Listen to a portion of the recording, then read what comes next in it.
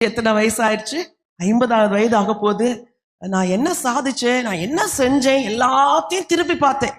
ரட்சிக்கப்பட்ட நாள்ல இருந்து நான் எப்படி நடந்தேன், எப்படி ஜெபிச்சேன், என்னெல்லாம் ஊழியம் செஞ்சேன், ஆண்டவருக்கு என்ன செய்யறேன்னு சொல்லிட்டு இன்னும் என்ன செய்யாது இருக்கிறேன், என் நேரங்கள் எப்படி பயனுள்ளதா இருந்துச்சு, என் நேரம் எப்படி வீணாச்சு, நான் ஆண்டவருக்கு எப்படி பிரயோஜனமா இருந்தேன் என்றெல்லாம் என் காலங்களை சிந்தித்த உடனே ஆண்டவர்கிட்ட கேட்டேன், எனக்கு ஒரு உணர்வுள்ள இருதயத்தை தாங்க ஆண்டவரே அப்படின்னு கேட்டேன். எதுக்கு உணர்வுள்ள இருதயம் தெரியுமா?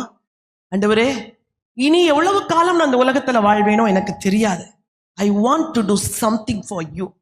உங்களுக்காக நான் ஏதாவது செய்ய விரும்புகிறேன். அப்போ என் வாழ்க்கையை கொஞ்சம் திருப்பி பார்த்தேன்.